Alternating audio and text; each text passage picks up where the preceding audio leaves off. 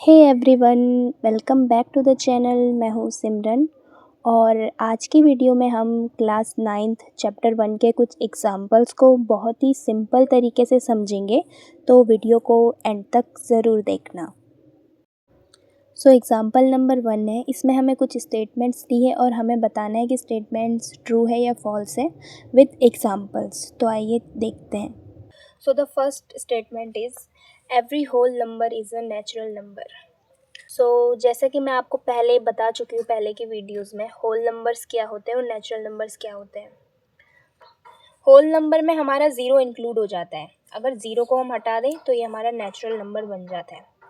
अब इसे आप हटा दीजिए, नेचुरल नंबर एक बार को मान लीजिए नहीं है, केवल होल नंबर फोकस कीजिए। इसमें ज़ीरो भी इंक्लूड है, भले ही इसमें सारे नेचुरल नंबर्स हैं, लेकिन क्या फिर भी ये नेचुरल नंबर होगा? सारे के सारे होल नंबर नेचुरल नंबर होंगे?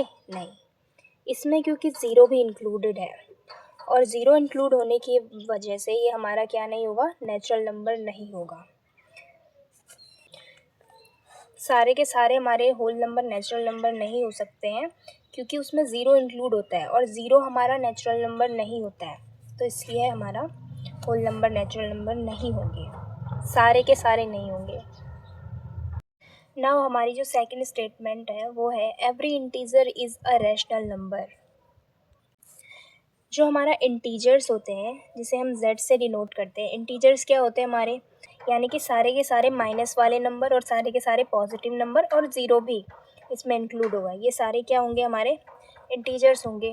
तो स्टेटमेंट कहती है every integer is a rational number. सारे के सारे इंटीजर्स हमारे रैशनल नंबर होते हैं। ये बात मैं आपको पहले भी बता चुकी हूँ। जैसे हमारा इंटीजर है -3, तो -3 को हम -3/1 की फॉर्म में लिख सकते हैं, यानी कि p/q के फॉर्म में हमने लिख दिया। और हमारे सारे के सारे रैशनल नंबर जो होते हैं वो p/q के फॉर्म में होते हैं। तो इसका मतलब जो भी हमारे सारे इंटीजर्स हैं वो हमारे सारे क्या होते हैं, रैशनल नंबर्स होते हैं। सो इसका आंसर क्या हो जाएगा, तो ये इसका आंसर हो गया।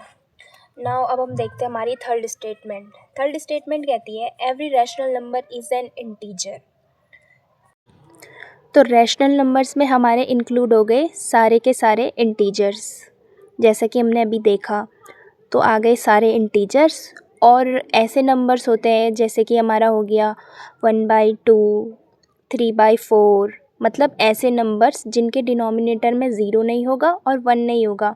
तो ये वाले नंबर्स हो गए फ्रैक्शनल वाले नंबर्स। और ऐसे नंबर्स भी होंगे जिनमें क्या होती है, पॉइंट के बाद क्या होती है, वैल्यू रिपीट करती जाती है, सेम पैटर्न, जैसे कि 0.333। ये वाले नंबर्स भी हमारे रैशनल नंबर्स हो गए।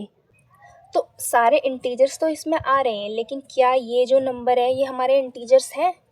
ये हमारे इंटीजर्स नहीं हैं।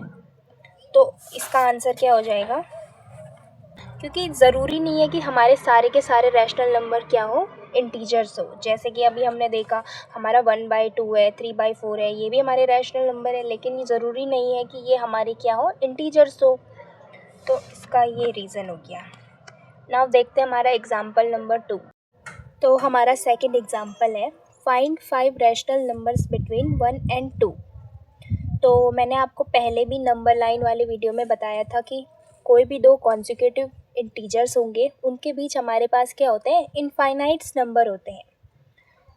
तो हमें यहाँ पर क्या निकालने हैं, रैशनल नंबर्स निकालने हैं, और वो भी कितने निकालने हैं, सिर्फ 5 निकालने हैं। हमारे पास तो इनफाइनाइट रैशनल नंबर्स होंगे, लेकिन उसमें से हमें सिर्फ 5 नंबर्स निकालने हैं। तो चलिए देखते हैं कैसे हम इसे निकालेंगे।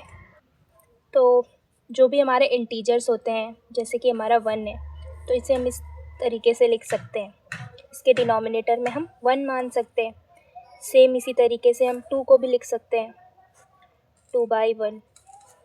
अब हम क्या करेंगे, हमें 5 रैशनल नंबर निकालने हैं, तो हम एक ज़्यादा नंबर से क्या कर देंगे, न्यूमरेटर और डिनोमिनेटर में मल्टीप्लाई कर देंगे।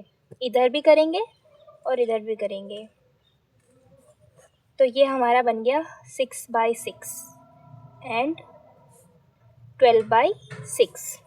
एंड 6/6 और 12/6 के बीच हम नंबर्स इजीली निकाल सकते हैं।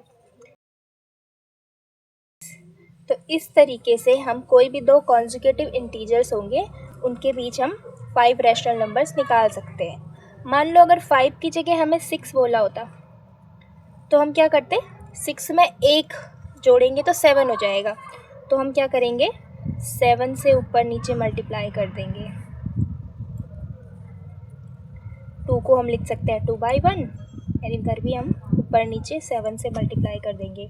तो ये हमारा बन जाएगा 7/7 और ये हो जाएगा 14/7। तो 7/7 के बाद आएगा 8/7।